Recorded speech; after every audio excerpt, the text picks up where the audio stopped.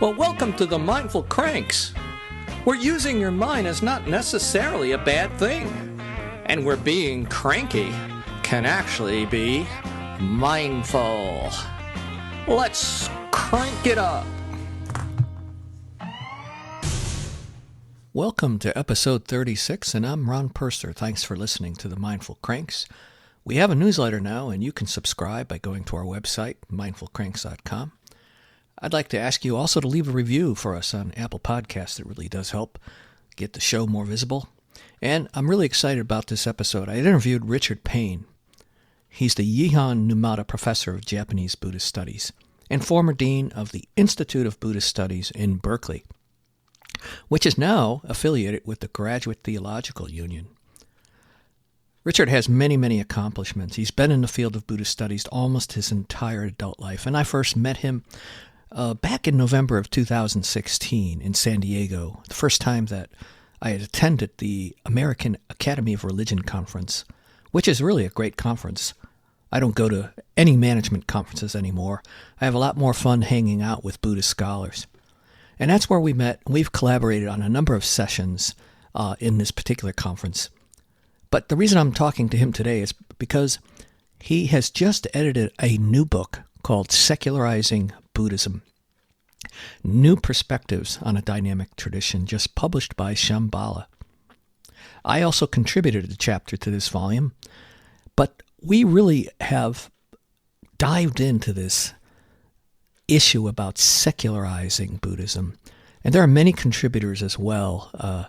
Venerable Bhikkhu Bodhi, Gil Fronsdale, Funi Su, who's been on the Mindful Cranks, and a number of other people I've never really heard of who made some remarkable contributions, and I hope to have some of them on the show in the near future. So let's get to it. Well, I'd like to welcome to the podcast Richard Payne, who's joining us. We're going to be talking about his new book, Secularizing Buddhism, New Perspectives on a Dynamic Tradition, which was just published by Shambala.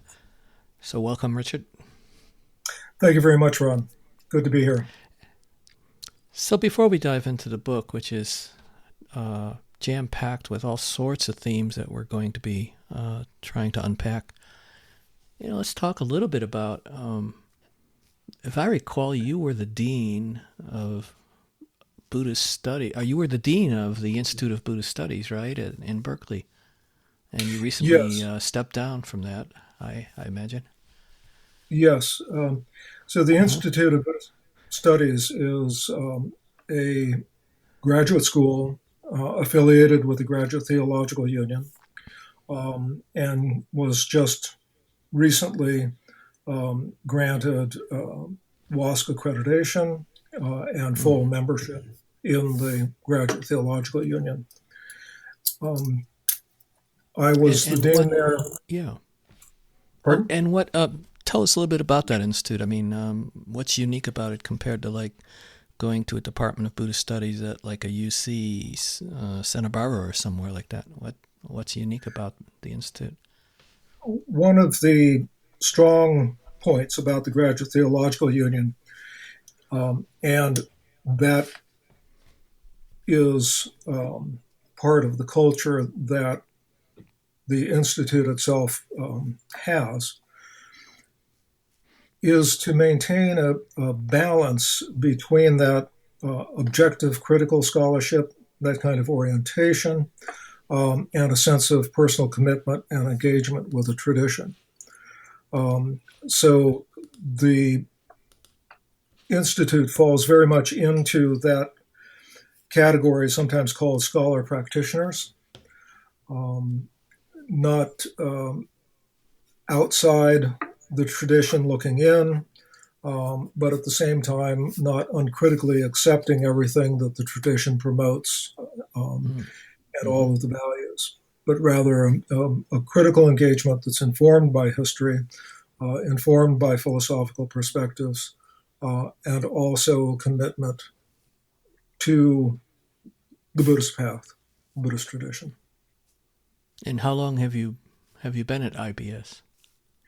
Well, I started in 1991 and was the dean there for about 20 years. And my total is almost 30 years now, come to think of it. Gosh, that's been a long time. Um, and yes, about 3 or 4 years ago, we made a transition. I'd moved from the position of dean to the faculty position. And Scott Mitchell is now the dean, and David Matsumoto is the president. And it's under their very effective leadership that the completion of the projects of accreditation and membership in the GTU have taken place. Mm-hmm. So you're a professor of Japanese Buddhist studies. So what? Yeah. How did you? What was your path? Going down that road to become a Buddhist studies scholar. I'm sure you must have had some sort of interest in Buddhism even before. Well, I don't know. Just curious what your story is on that. Yeah. So I grew up was born in Campbell, in the South Bay, and lived there until my family moved to Los Gatos when I was 10. And in Campbell, our nearest neighbors were the Tomasakas. And so I grew up playing with Japanese American kids in our neighborhood. It was still pretty rural at that point. My dad had about 15 acres of orchards. Oh, wow. So when I say the nearest neighbors were the Tomasakas, it was not like a suburb where you just went around the corner. So I grew up in a California that had a strong Japanese American presence. In fact, this is going back to what for some people probably feels like ancient history. But at the end of World War II, there was an agency called the Relocation Agency, which worked to bring Japanese Americans back to their homes from the incarceration camps that they had been placed in during World War II. And at that late period, my mother got a job as a secretary. And so she had a secretary with that department in the San Jose. And so she had a lot of experience with Japanese Americans in her work at that time between 1945 and 1950 approximately. So not only were our nearest neighbors Japanese Americans, but I remember from very early in childhood going to the San Jose Buddhist Temple in August for Obon and getting teriyaki chicken barbecued and watching the bon dances. And with that kind of exposure and basis, then in the early 60s, Japanese culture began to become an object of quite a bit of interest, particularly in the interior decoration, design, landscape design here in California. And I remember, again, this was now in teenage years, going to bonsai shows, competitions for bonsai at some of the local Buddhist temples. So it was very much a part of growing up, of being immersed in a culture where that was not foreign, where it was just part of, how things were. And so did you have it in your mind when you went to college, undergraduate, you wanted to study Japanese Buddhism, or did that come later? The other influence then was the hippie movement, Sure.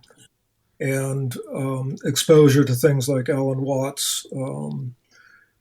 I think somewhere in the garage I still have an old reel-to-reel recording of Alan Watts broadcasting at 2 a.m. on KPFA. Did you ever meet him? No, I didn't. But he had a regular program at that time on KPFA Berkeley, right? Yeah. After his death, I did find out where his ashes were buried in Marin. Got directions to those and went there. Probably that was also probably 30 years ago now. Paid my respects and visited the spot where they're located. Yeah, he was one of my influences too, as well. All his paperback books. Yeah. And so when I did get into college, I was interested in knowing more. And at San Jose State at that time, there were exactly 2 classes on in the philosophy department. One an undergraduate, one was a upper division course on Asian thought or Asian philosophy, something like that. And then there was a graduate level seminar, generally on Buddhism, but could also have been on other topics. When I was there, the instructor for those classes was himself Japanese American, and so he taught the Buddhism side more extensively. But there, like I said, that was exactly 2 classes out of the entire curriculum in the philosophy department, and nothing else anywhere else on the campus.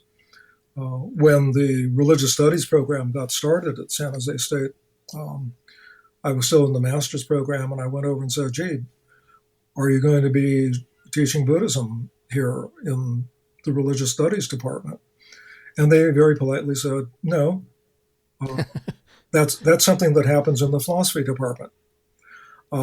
So having already taken both of those classes, I knew that I was going to need to look elsewhere.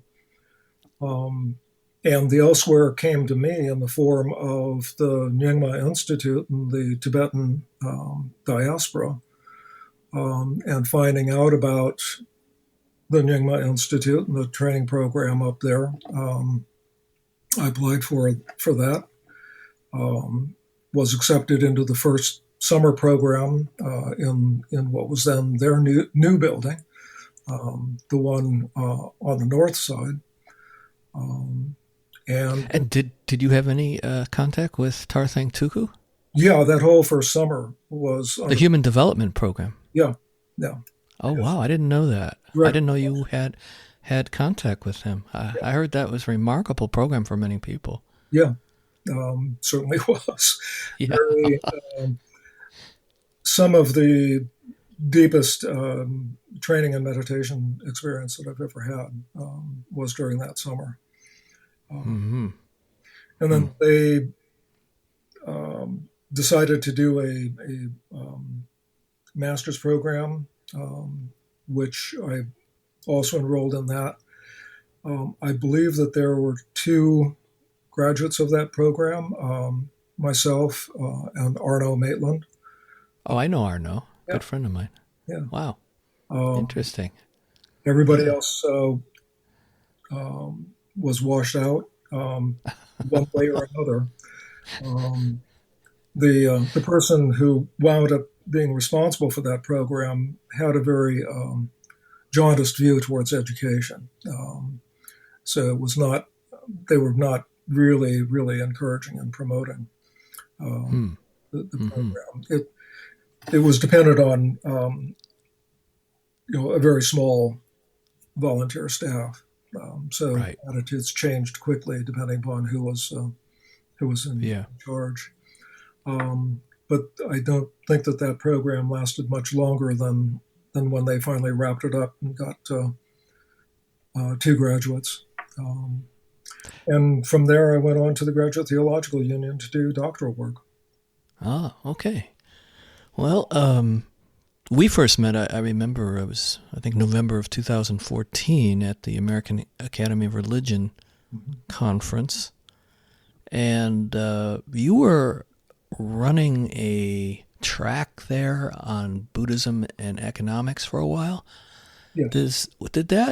Was that part of this beginning of your thinking around what led to this book, or was it one strand? Can you tell us a little bit about what was going on in that track that you were doing at AAR? Yeah.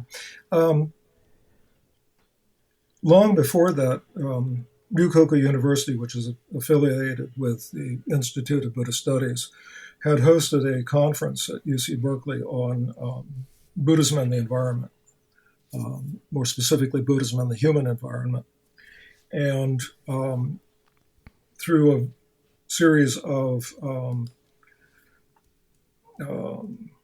events, I wound up editing the papers from that collection. And so that was strongly oriented towards environmental issues and human ecology. And that was published by Wisdom under the title of How Much is Enough. So that was perhaps the first substantive effort towards making Buddhism relevant to contemporary issues on my part.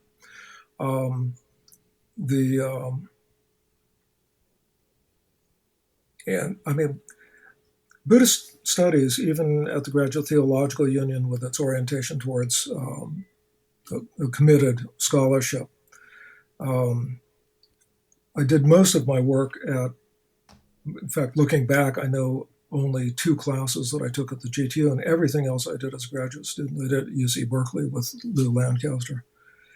And the training was very, very much on, obviously, typical textual studies.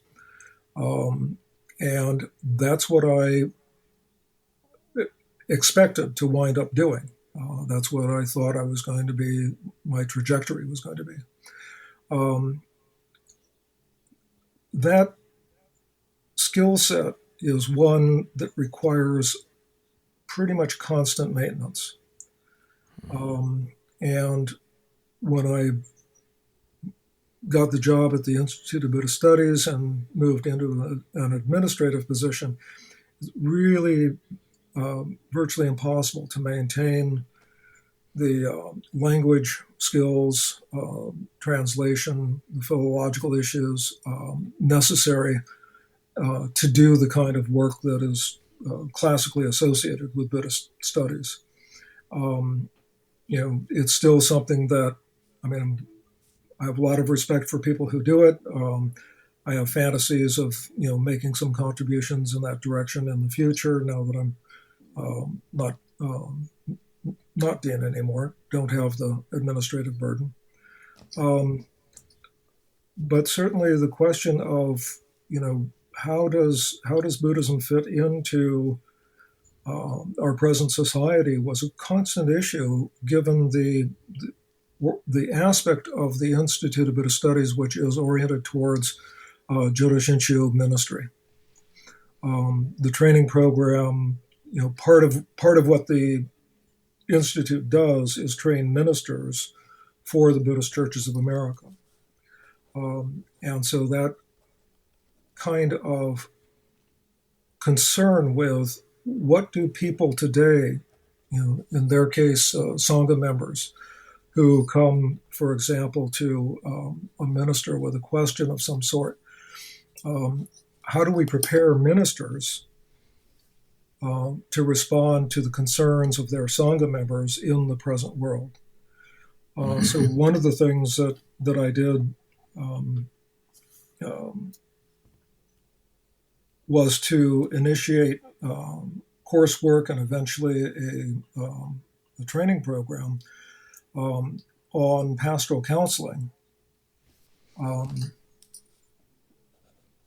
recognizing that ministers needed more than the typical kind of education of Shinshu doctrine, that they needed to be aware of how to engage their Sangha members, because the educational model that exists in Japan is in response to the expectations of Sangha members there in Japan. The Sangha members here in the United States have very different sets of expectations. They expect their minister to be a counselor, Mm-hmm. be able to take their problems to him for discussion. And so, in the late 90s, began working on developing some component of the curriculum oriented towards pastoral counseling. And then adding on to that the Buddhist chaplaincy program, which now is there's several programs in the United States, but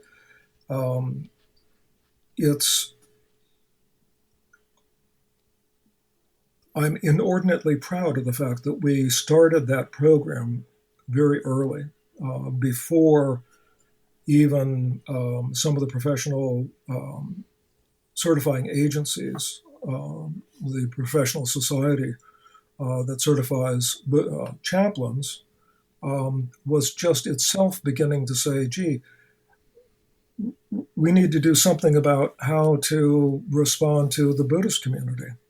And it was very, very early on. And at a time also when the military chaplaincy just barely began to recognize the need for some category other than other for their Buddhist members. And the first military chaplain is an IBS graduate. Just as a side note, when I was in graduate school in Cleveland, Ohio, I was looking for a Buddhist Sangha, and the only thing I could find in Cleveland was the Buddhist Churches of America. Mm-hmm. And it turned out that the teacher there, he taught his community, but he also had a evening group for teaching Zen, even though he was Pure Land. And I'm sure you know him, Koshin Ogui. Yeah. And I didn't know that he eventually ended up coming back to San Francisco and becoming the bishop, 4 or 5 years ago or so. I think he stepped down by now. So yeah, he was no longer bishop, but it was he was a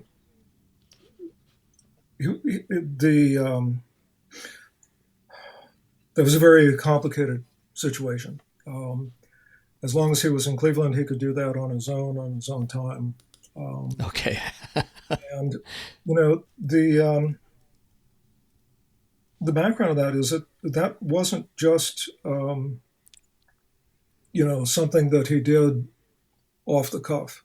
No, I heard the story that he was, when he first came to the U.S., he was Shunryu Suzuki's assistant, or he was very close to him, right? He was.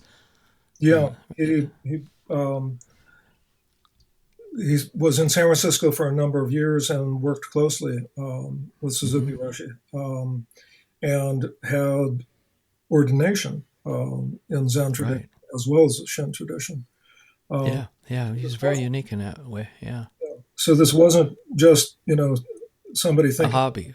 Yeah. I'll offer mindfulness meditation on the side. And no, right. It looks easy, so I can add a Wednesday night program or something. It was, very, very committed to it. Yeah. And so eventually you found your way into this project, which led to this book, Secularizing Buddhism. Can you say a little bit about what that project entailed and what drove you into coming up with this book with Shambala?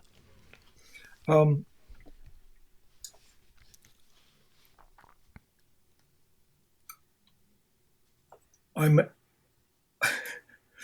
happy to say that, or this is not what one ought to say in these moments, but it wasn't my idea.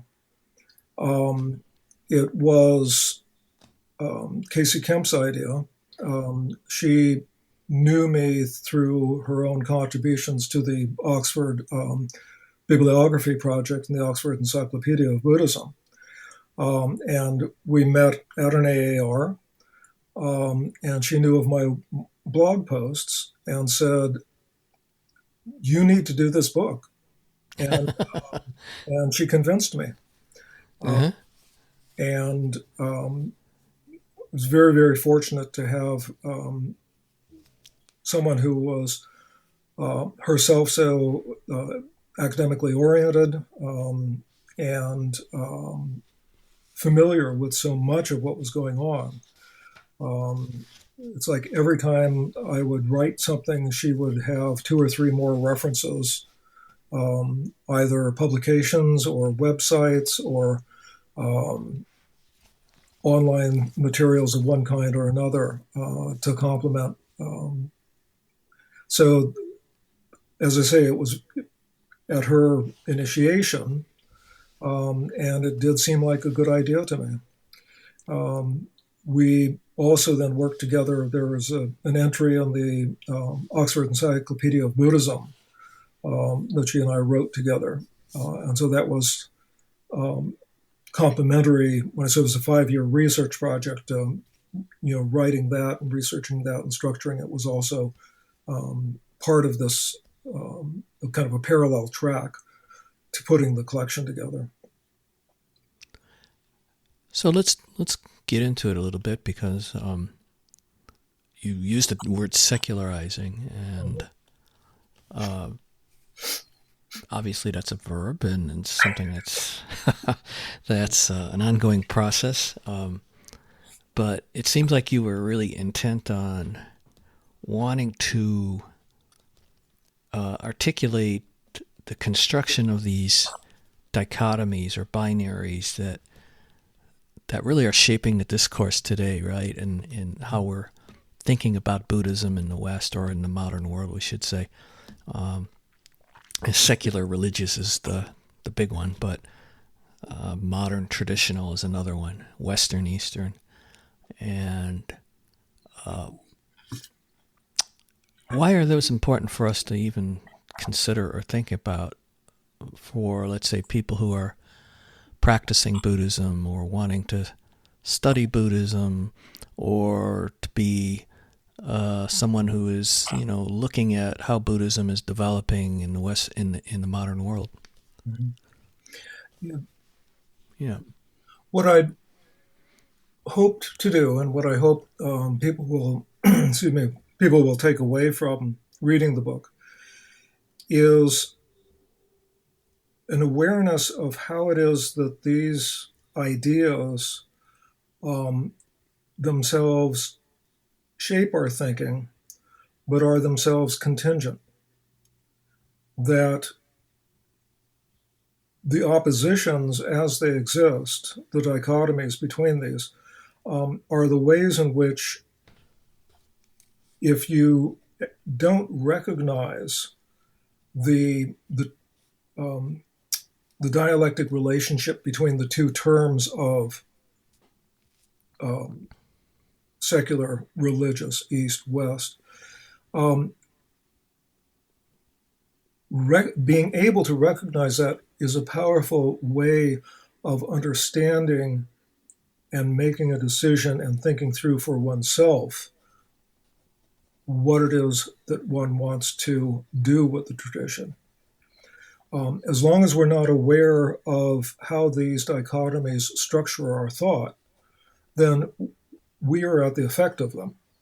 Those dichotomies mold our thinking rather than allowing us to think through what's actually going on. They set things in opposition, they prejudge things, and if we can see how that exists, we can step back from that and maybe see that situations aren't so simple, that there's more complexity.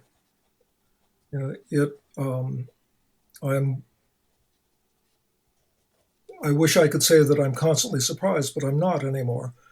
that in so much of the secularizing discourse, um, all of the rest of Buddhism is treated as if it's a single uniform kind of something.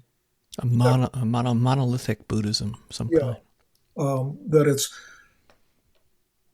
separate from what is the focus of the secularizing proponents, um, but a real lack of discrimination, a real lack of awareness, and in some cases, it seems to me a lack of respect for the rest of the tradition.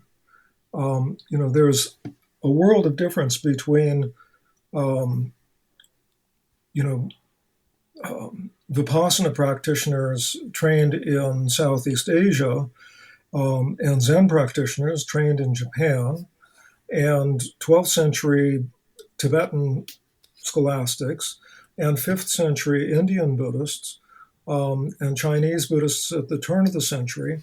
It's not all one Yeah, uniform monolithic block.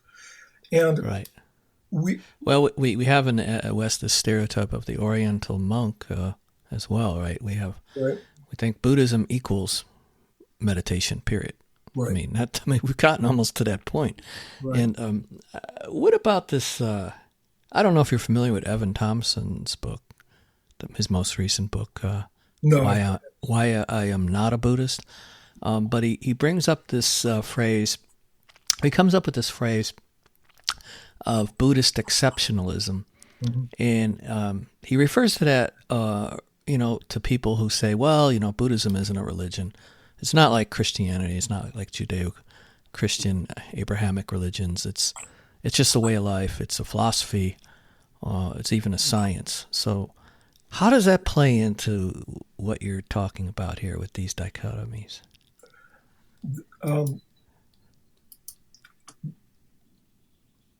that is that's a rhetorical form um, that allows Buddhists in of any stripe, um, in many cases, to avoid looking at their own tradition and to exist with an idealized picture of it. There are any number of people who have written on um, Buddhist violence, involvement in war, um, and initially this comes as a surprise. It's like, oh my gosh, you mean two factions of Tendai monks, attacked each other's temples, and one of them was burned to the ground in the 16th century, and um, Zen priests were involved in propaganda for World War II, and support missionaries, Buddhist missionaries from Japan, supported things during World War II that the emperor system that today we would just find pretty offensive. Um, and yet, the response to that should not be a cheap cynicism. It's the same issue as runs through so many things. It's not just, well, I had this idealized view and now I see that it's wrong, so everything about that, whatever it was that I used to have an idealized view of, is wrong and bad.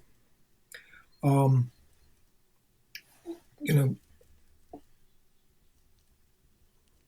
I personally think, for example, that the Enlightenment era has some really good values, things that are beneficial, and that the very idea of democracy, for example, goes back to the Greeks.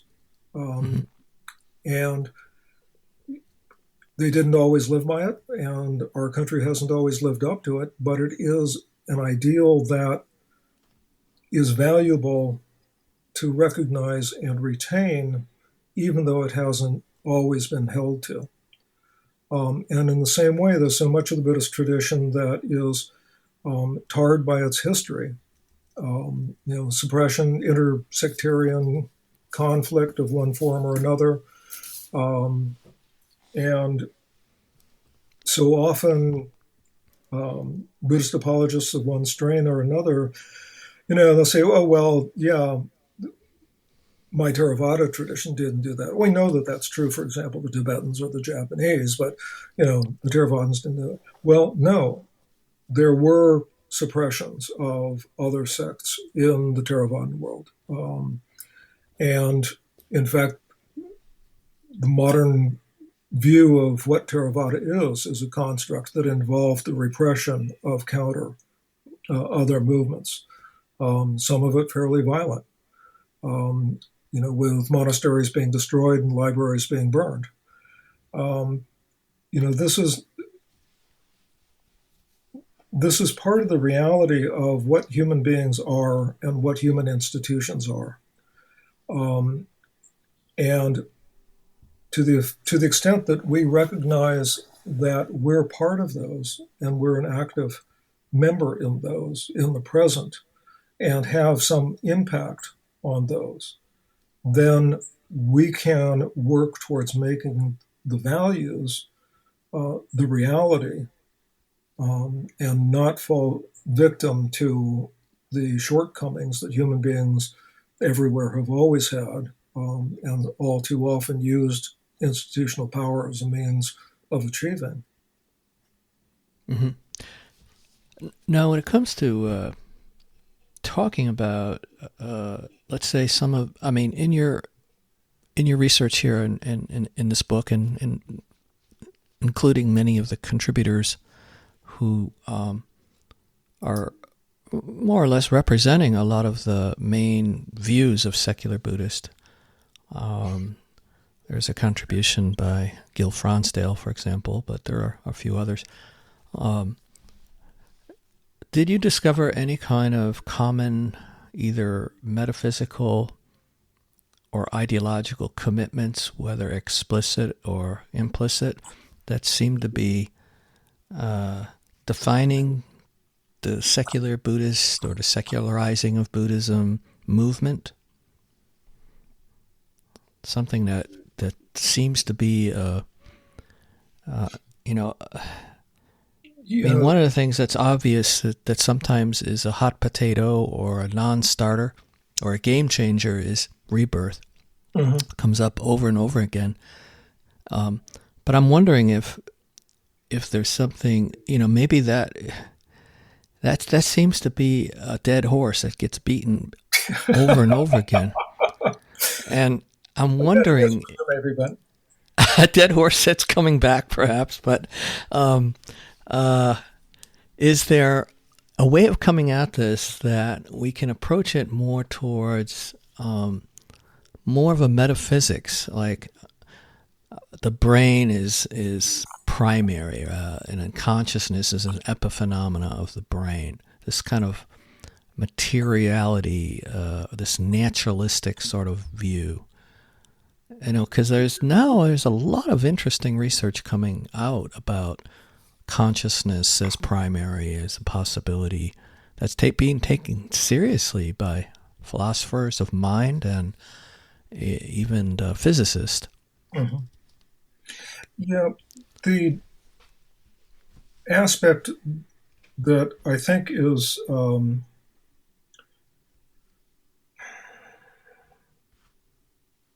difficult to get to,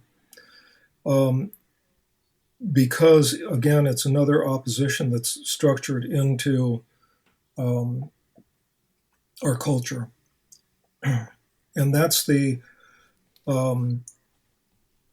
supernatural versus material kind of division.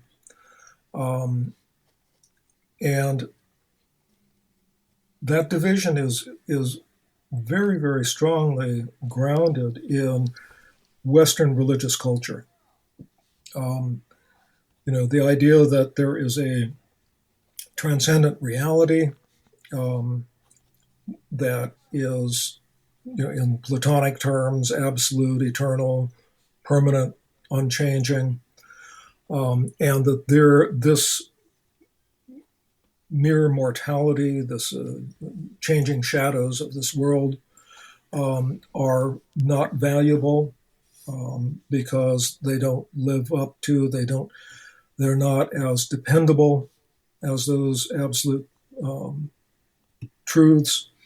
That kind of division is, I think, very, very difficult to work through in the contemporary American Buddhist scene.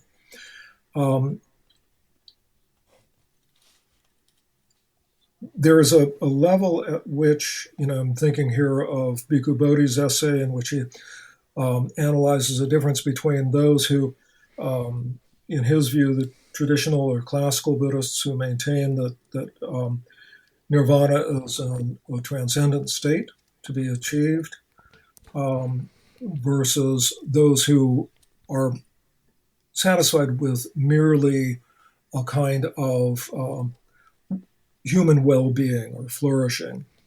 And yet, I think that somewhere between those two, there is a way of understanding personal transformation that is more than just, bandages and feel good in the short term, or unattainable absolutes in the other, but that there is a kind of transformation that is possible, that is still natural in the sense that it does not depend upon supernatural elements. And that's where I think Gil Fronsdal is pointing when he talks about himself as a natural Buddhist or a naturalist. One of those metaphors that comes to mind is the Gestalt shift, which I believe we talked about previously. That once there's a change in how you see things, that doesn't go back, right? And I personally think that that's the kind of change that Buddhist practice makes possible. So much of contemporary political discourse is so polarized around good and bad, or truth and evil, and yet I think that most Buddhists who have had a fair amount of meditative practice don't automatically view things in that kind of oppositional way. Right. Well, right. I think these dichotomies that you're talking about, they're almost not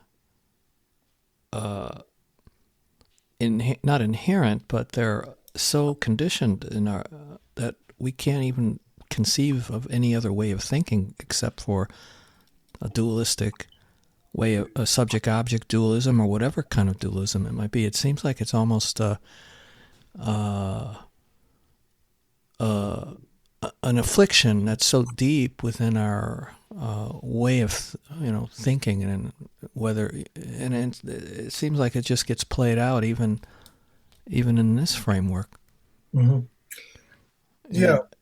Coming back to that, though, I'd like to push you a little bit on this word supernatural, because it sometimes is used in a derogatory way.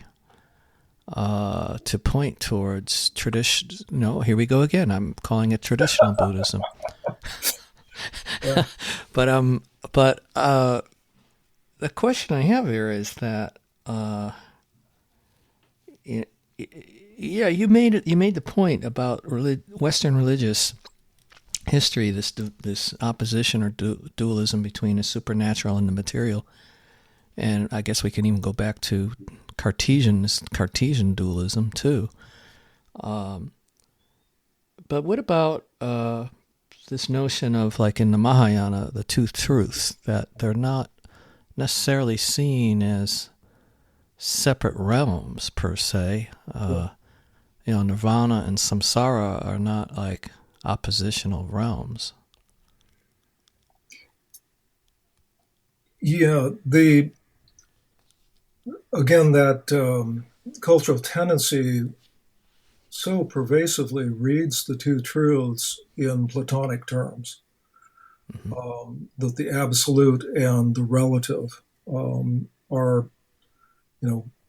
pretty widely used translation terms for the two truths. Um,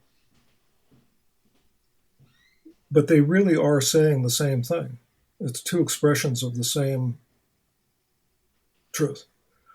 Um, it's not a hierarchy. It's just two ways of thinking about human existence, Mm-hmm. two perspectives on human existence. And so that's, from the absolute perspective, everything is empty.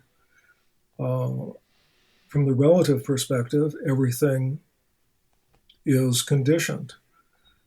But emptiness and being conditioned are cognates. I mean, they mean the same thing. They're synonyms. So it's not two different things. It's two ways of looking at the same changing reality and emphasizing one aspect or another.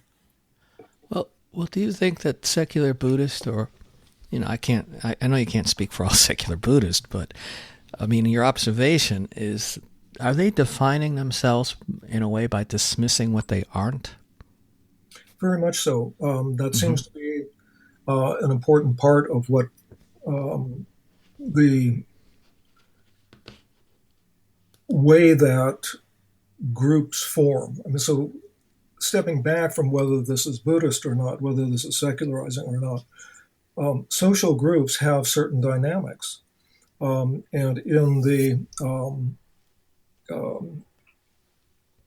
in the encyclopedia entry that I wrote, I used Bruno Latour's Reassembling the Social in his discussion of how groups form.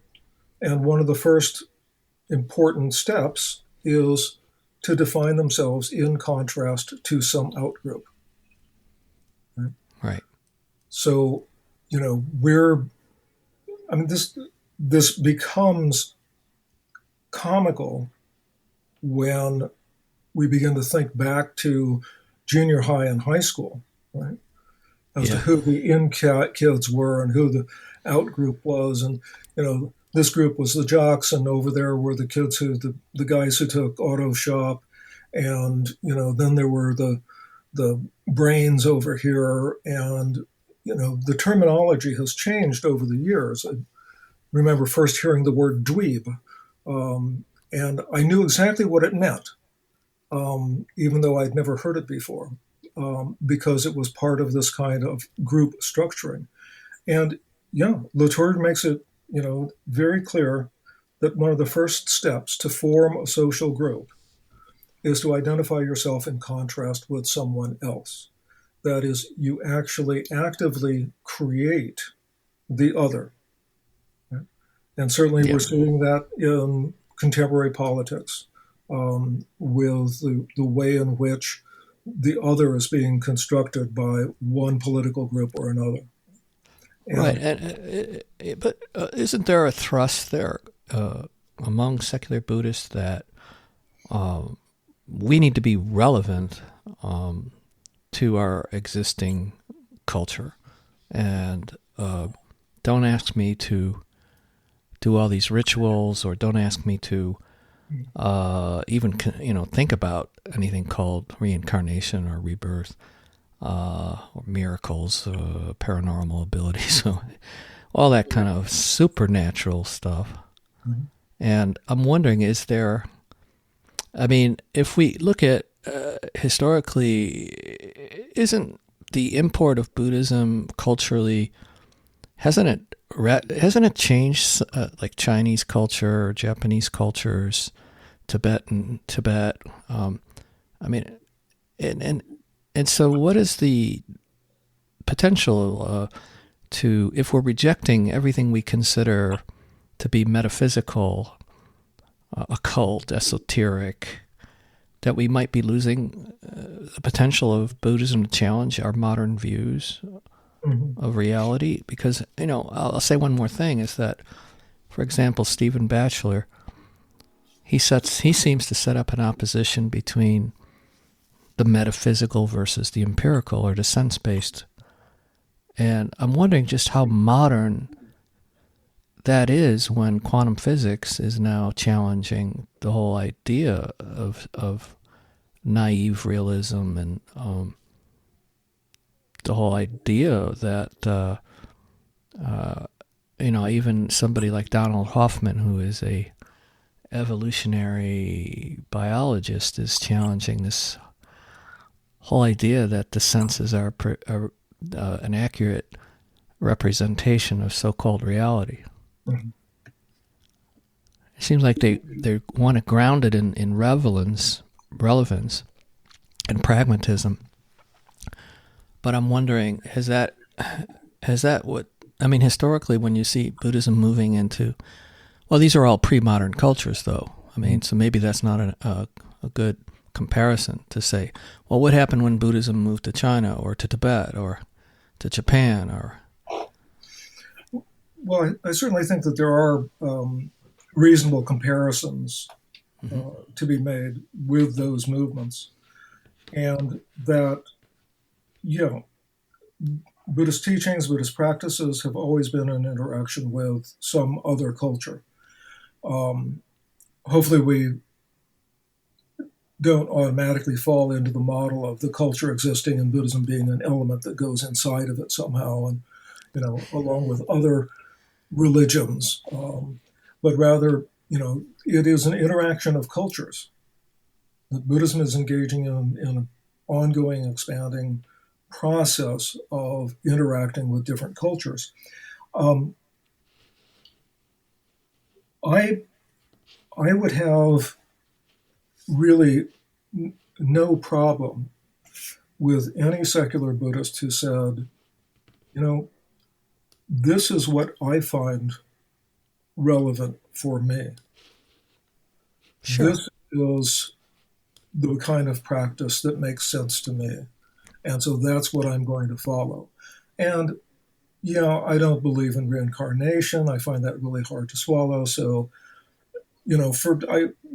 doesn't mean much to me. So don't depend on that as a pillar for upholding my practice. Or,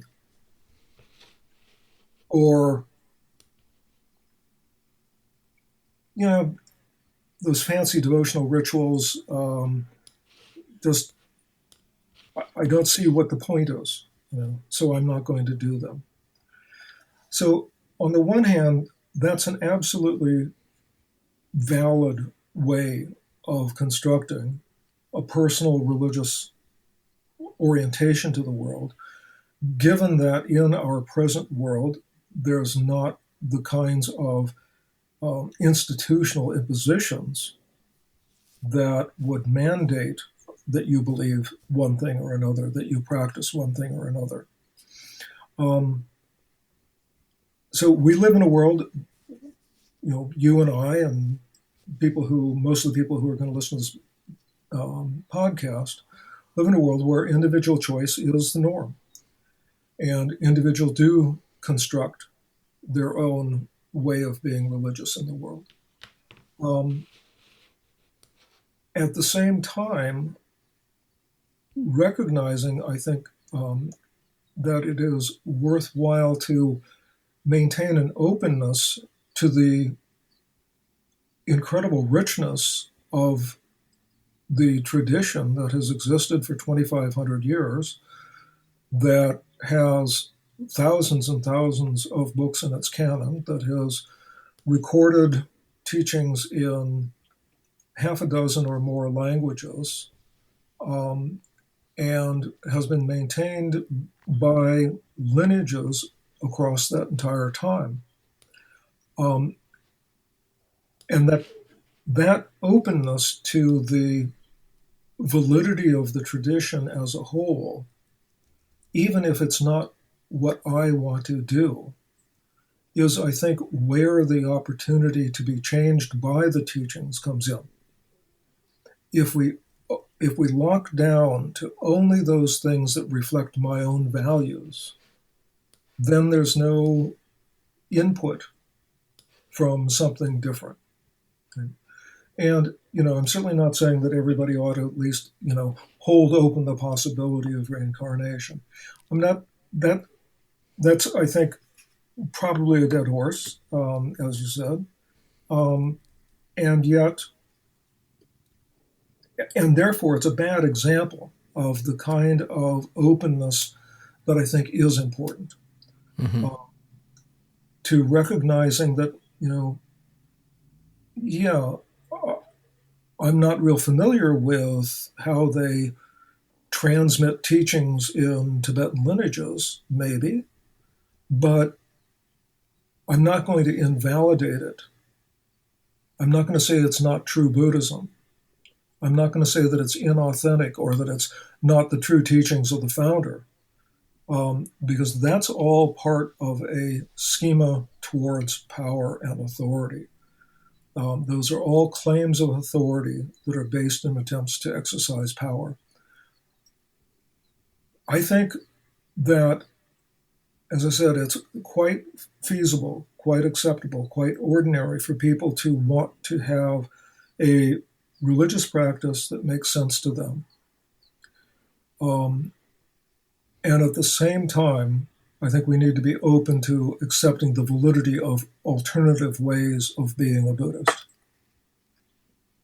Yeah, it's really well said. And I'm just thinking in my mind right now of people like Sam Harris, because I think you made a really good point. It seems like that's all well and good what you said, but this kind of opposition tendency, like to create one's identity in opposition to something else. So, secular Buddhist identity is a formation in opposition to traditional institutions such as Buddhist institutions and religion. And I think you make the point that when that occurs, traditional is a code word for anything that's considered authoritarian, hierarchical, irrational, ritualistic, and then we end up with these self-proclaimed authority figures that are now claiming that they know what's true about Buddhism. Yeah. Somehow they've gained pure acultural access to Buddhism or to the Dharma. Yeah. Maybe this is a good point to talk about some of the logic around that. Yeah, one of the things that you allude to is another layer of the analysis that I want to convey to people in the book. And that is not just the oppositions, right? It's not just an opposition between East and West, between modern and traditional, between religious and secular, between irrational and scientific. But those tend to line up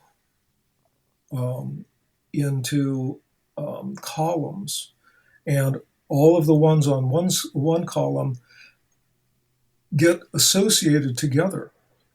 So secular is not just in opposition to religious, but because religious is then in turn associated with belief in the supernatural or pointless ritual or something like that. These ideas then nest together and create complex webs of relationships between them. So the oppositions, it's not just that they're created by being opposites to one another, but that they're always invoking a whole cluster of connotations that go along with it. And therefore, being secular can claim to be modern. Well, yeah, and then it gets played out rhetorically. It gets played out in discursive strategies, talking points. One of the talking points that I hear a lot is, I'll hear from like MBSR teachers, well, the Dharma is just like the law of gravity. It's universal. It's a very popular trope. Oh yeah, no, this is a very common talking point, and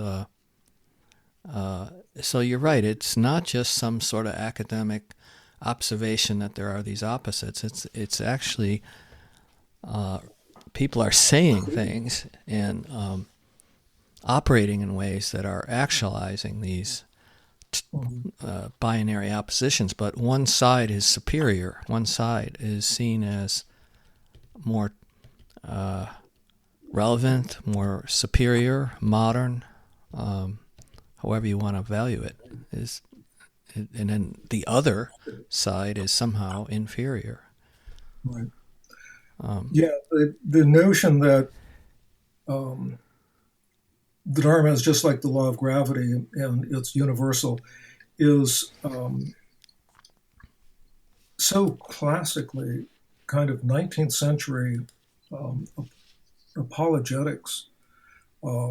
It's not really a religion, right? Yeah. It's a way of life. It's a philosophy. It's whatever, um, and it feeds into a notion that, well, first of all, there's the sense of superiority that, well, I know what the Dharma really is, and I know that it's universal, and it's not really constrained by any of those merely cultural things. And failing to recognize that that way of talking about one's position is itself part of the culture. I know. Itself a dynamic, a rhetoric. One of the traditions that I have written perhaps more on than I should have is perennialism. Mm-hmm. The teaching that, there's reduced very simplistically to the idea that there's one mountain and many paths up the mountain, and those different paths are the different religions, but they all get to the same place. And that's a transcendent place, and it's accessed by mystical experience, and it's beyond words. And anytime anybody tries to express it in words, then it's caught in some particular cultural expression. But the truth is beyond all that, and we know that it's absolute, and it's. And my question is, well, if that's the case, why bother being a Buddhist? Right. Why even invoke it? Yeah, and if that's the case, are you also saying that there's no real difference between prayer and meditation? And there are, of course, people who would say that there isn't any difference. Mm-hmm. Or rosary beads. Yeah, because the techniques all lead you to the same place. Mm-hmm. Right. Yeah. Perennialism is. Yeah, it's definitely there in modern mindfulness too. And another trope. I don't know if you heard this one. I heard them all. Is the Buddha wasn't a Buddhist. Right. You've heard that one, right? And that's just that's Sam Harris makes that, Buddhism is constrained by this religion of Buddhism, the teachings of the Buddha. And then I also wrote about Trudy Goodman. There was I can't remember what magazine it was, but there was an interview, and she said, well, those Korean women in those Korean temples, they're just kind of like shucking peas, and they're not really Buddhists like us. Talking about and I remember when I read that, I said, oh, are you kidding me? But I mean, that's another example, I think, of this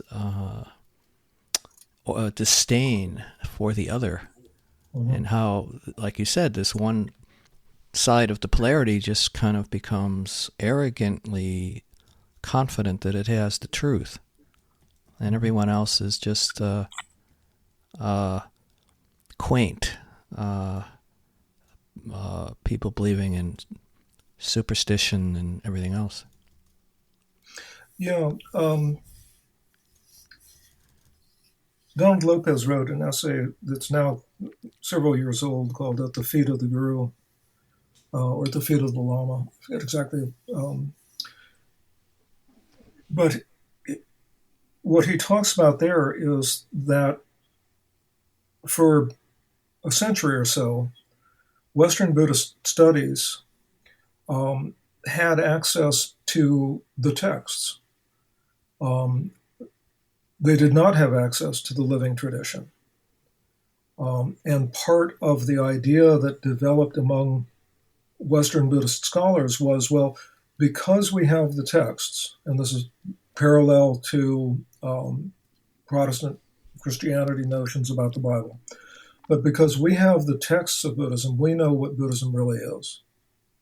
And that attitude, kind of an imperialist attitude, kind of a colonialist attitude, was compounded and made more difficult by the fact that indeed when scholars did go to Asia, they often did not train in the traditions.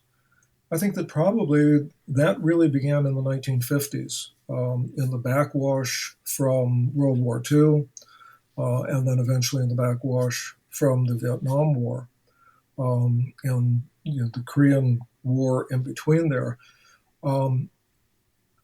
that people who had been exposed to the culture were more willing to maybe make themselves students of living teachers. Mm-hmm. So this idea of the text as sort of a vehicle for transmission of a timeless message that is completely immune to any context, any kind of history, was that the thinking? Because we have this, is that the purity of origins, having those texts as a way of having access to some purity of Buddhism? Yeah, I think that the attitude was that this was true Buddhism that was being True uncovered. Buddhism. Mm-hmm.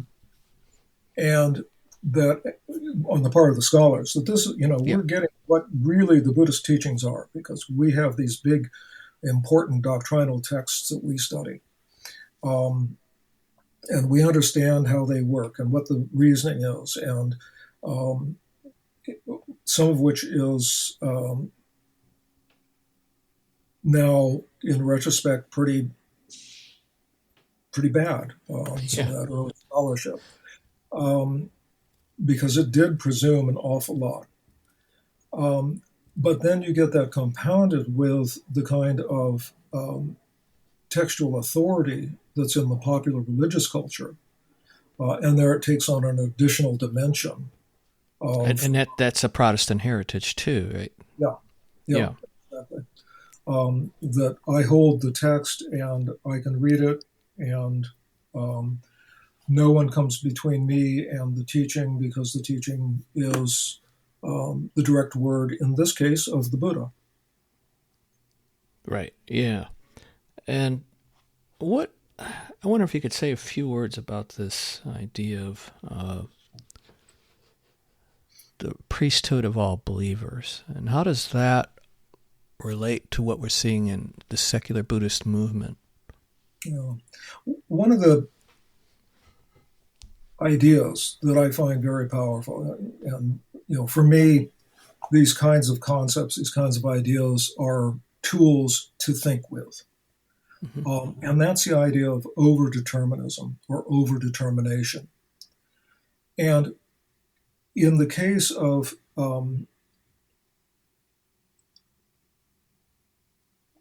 this kind of example, there are indeed aspects in Western culture, and there are parts of Buddhist thought. And because they match, those parts of Buddhism that match the expectations of Western culture are the parts that get emphasized. It's overdetermined in that it's coming from both sides. It's not being made up. I mean, this is something that I myself struggled with trying to understand for a long time. it's not something. It's not simply being made up because it's something in Western culture, but rather because it matches, it's being emphasized, and in the next step, it's being interpreted as if it were the same. Uh-huh. Yeah. So go Yeah. over that example again. So The this instance. idea in Protestantism that we Uh-huh. don't, there's no intermediary that's Right, required, right. and we're all, in a way, have equal access uh, to the teaching, I guess. Um, and this whole challenge to Reformation, a challenge to the Catholic Church, and all that. Um, yeah, we see this playing out quite a bit in secular Buddhist movements too. But how And does that contrast with the idea of Buddha nature, where well, you would have this what I idea was of gonna say that? is, how does that match up Yeah, with those teachings? Well, there's long tradition, long arguments about Buddha nature. That does everybody have the potential to become a Buddha? Um, strong strains in the Mahayana say yes, indeed, that's true. mm-hmm. So there's something that looks like this idea of the priesthood of all believers to be It looks found like it. in Mm-hmm. Buddhism, and so that part gets emphasized out of the rest of the tradition, out of its complexity, begins to be extracted and decontextualized, and um, interpreted then to mean something like, well, everybody can meditate, everybody can practice meditation and become awakened. It's not something for the special, it's not something for the elite. This is part of the lie of Buddhism as a religion, is that it tried to hold back, it tried to keep meditation from ordinary lay people. I mean, I've heard that kind of trope, that kind of way of denigrating the institutions. Right. And so the decontextualization comes from failing to recognize that the idea of Buddha nature is not only itself enmeshed in a particular historical cultural moment, particularly in Chinese Buddhism, but it comes out of strains of Buddhism that are brought together in that idea, but which are very different from this notion of the priesthood of all believers. And so the nuances in Buddhist thought get ignored and kind of plastered over because of the similarity. So this emerges as something important because of overdetermination. It is there in the Buddhist tradition, and it matches up nicely with something in Western religious culture as well. And so, from both sides, it's drawn together, and then it's reinterpreted into a new form and given new meaning, separate from its history and context in Buddhist thought. Yeah, and well, and the more it becomes almost super modern, and in some ways, is that it meditation gets extracted into a technique. It becomes so instrumentalized Uh-huh. that it can be applied in virtually any context, since it's just seen as a tool. It's not a practice that's integrated within a culture or within some sort of pedagogical context. It's more of a tool. And this, we kind of valorize meditation now. It's a do-it-yourself DIY kind of technique. It seems like there's a lineage even from that priesthood of all believers, in terms of once it enters more of a capitalist enterprise sort of context, then it really gets stripped down to the bare essentials of a technique. Mhm.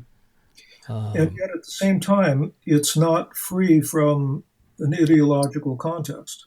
right. I mean, that's the irony of it. Is I remember there was a book about some sociologist who looked at how North Americans, well, mostly Americans, think that there is no other culture. I mean, there's just just the way things are is, or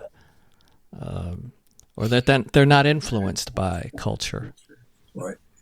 That their own culture is invisible to them. Right. This is one of the reasons that I think travel is very, very beneficial. And that traveling outside the United States, outside of our own culture, outside of our comfort zone, gives us a recognition that people don't all do things the same way.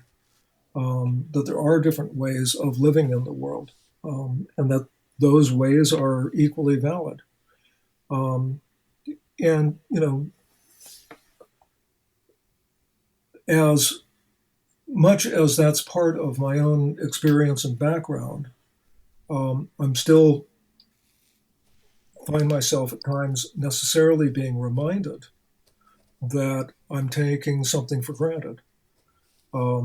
This work on, you mentioned the AAR seminar on Buddhism and economics, and that was a 5-year project, 5 years of meetings on a particular topic, and we've now, Fabio Rambelli and I have drawn the collection together, and we're editing a volume based on that seminar. And Fabio pointed out to me recently that, looking at our collection, everybody assumes that capitalism is the only form of capitalism that gets discussed is neoliberal capitalism. And that we really need to make it explicit that this is one form of capitalism, that there are other kinds of capitalism, Sure. and to not simply presume that all capitalism is neoliberal capitalism. Yeah, good point. And, that had missed me. I was happily going along, basically kind of equating the two, arguing that they're closely bound together, and not recognizing that there's state capitalism in some places and oligarchic capitalism in other places, and that not everything in the world operates on the basis of the kind of neoliberal ideology and capitalist system that the United States, Great Britain, much of Western Europe operates on. So, given your scholarship and your own travels and looking back historically, let's say, at the migration of Buddhism from India to China and then all through Southeast Asia, and just looking at that historically and coming to where we are now in America and in Europe. I don't know how long has Buddhism been here as a actual practice. Would you say going back to the 50s, 60s at best, 1960s? I guess my question is more speculative on your part. And when you look back at the golden age, if there is such a thing, like the golden age of Buddhism in China, when things were flourishing and temples were everywhere and texts were being generated, where do you think we are, as modern Westerners with the cultural translation of Buddhism, and where do you think we'll be at? Are we in a very premature or kind of embryonic stage, or are we? Is there some life cycle? Do you see in the future? I mean, we got the climate crisis also coming at us too. So, what's your personal kind of feeling or speculation about? Because you've really studied what's going on with secular Buddhism, and that is a very strong strand in the mainstreaming of Buddhism in the West. But I'm wondering, from a much larger temporal perspective, what are your thoughts on this? Maybe my question is just a bunch of rambling, but I think you got a good sense of it. No, it's an important set of questions, and I'm reminded of a story that a friend of mine had. I knew an American Zen monk in Kyoto when we were living there. And he had been a student of Kapla Roshi's. And when he was in Rochester in upstate New York, there was a lot of discussion about whether or how to translate the chants in the Zen tradition, and issues like that, and how to make it relevant to modern, that is 1960s, 1970s United States. And they had a visitor from Japan, and they said, "Gosh, this was a wonderful opportunity." So during tea one afternoon, it was put to him, the visitor from Japan, about, okay, we're discussing these things. How long do you think it'll take for us to get this worked out so that we've got a nice, really American form that's still authentically Zen? What's it? How long will it take us to do this? Because we're really intent on making this happen. And supposedly stroking his beard and reflecting contemplatively, the Japanese master said, "Well, see, in Japan it took, let me see, 5, 6, 7," and they're thinking, "Okay, great, 5, 6, 7, 8 years, we'll be able to get this solidified." And maybe 900 years for a Japanese form of Buddhism to really be formulated. And suddenly the sense of urgency was eased. Yeah. We don't have to rush. There's no reason to be, pushing this forward.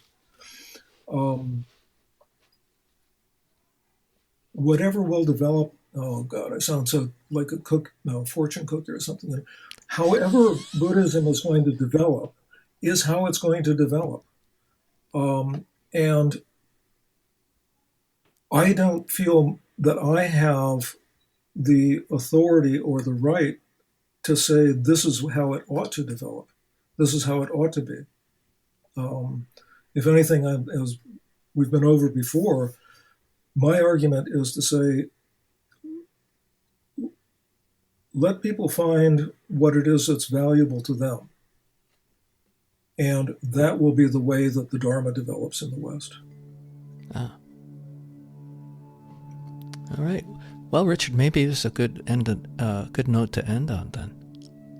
Well, thank you very much again. Well, thank you for sharing your thoughts and wisdom and ideas on such as secular Buddhism. Thank you. Good. Thank you.